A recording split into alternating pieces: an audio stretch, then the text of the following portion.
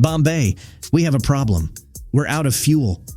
These were not lines from a movie. They were the real desperate words of an Airbus A320 crew on 15th July 2019. What began as a routine 2-hour flight from Mumbai to Delhi turned into a fight against storms, fuel starvation, and the clock.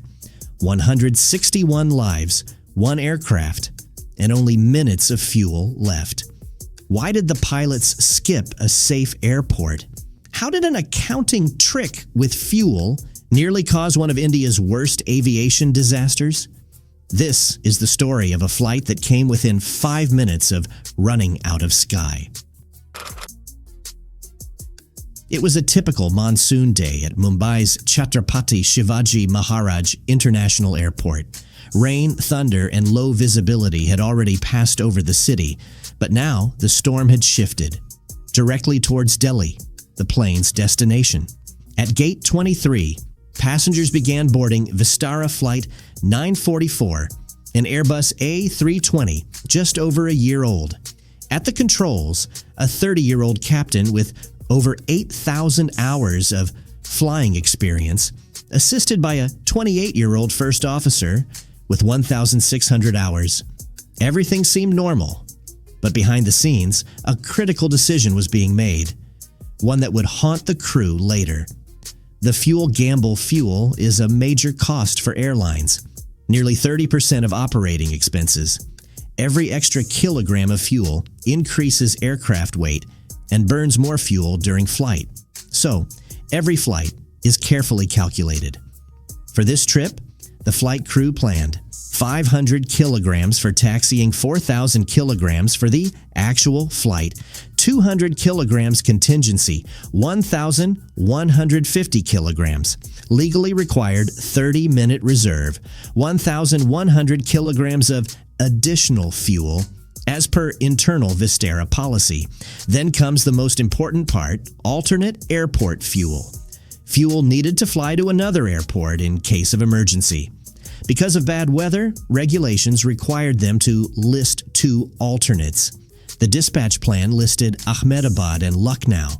Legally, this meant carrying 3,800 kilograms of extra fuel to reach Ahmedabad, the farthest of the 2.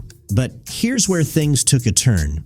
Based on a forecast which showed Delhi clearing up by arrival time, the pilots believed they wouldn't need to divert at all. And if they had to, Lucknow, closer than Ahmedabad, would likely be clear. So, to save fuel, they reclassified their 1,100 kilograms of additional fuel as alternate fuel, technically showing enough fuel for Ahmedabad, while only planning for Lucknow. On paper, it was legal. In reality, it was an accounting trick, and it would cost them dearly. At 3:18 p.m., Flight 944 took off with 8,500 kilograms of fuel. As the plane climbed, fuel started burning away. By the time they neared Delhi at 4:20 p.m., the forecast they trusted was falling apart. A massive thunderstorm had parked itself over Delhi. Visibility was down to 500 meters. Winds were gusting to 30 knots. The runway was soaked. Landing was impossible. Air traffic control instructed them to enter a holding pattern. They began circling the airport, waiting for clearance. 1 turn, 2 turns, 3. Still no improvement. With every loop, they were burning 55 kilograms per minute. Their safety margin was disappearing. After 30 minutes of circling, their fuel had dropped below 4,300 kilograms. The pilots now faced a deadly choice. Their official alternate, Ahmedabad, was now out of range. Their planned alternate, Lucknow, was still reachable, but even that window was closing. By 5:15 p.m., Delhi ATC gave them a chance to land. The weather had slightly improved.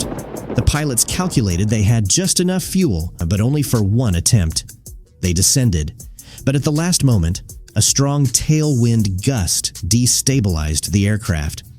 The captain initiated a go-around. Fuel remaining, 2,850 kilograms. They could no longer safely return to Delhi. With no choice left, the crew informed ATC, "We are diverting to Lucknow." As they turned east, another opportunity came. ATC offered a landing at Jaipur, which was closer and had clear weather. But the crew declined.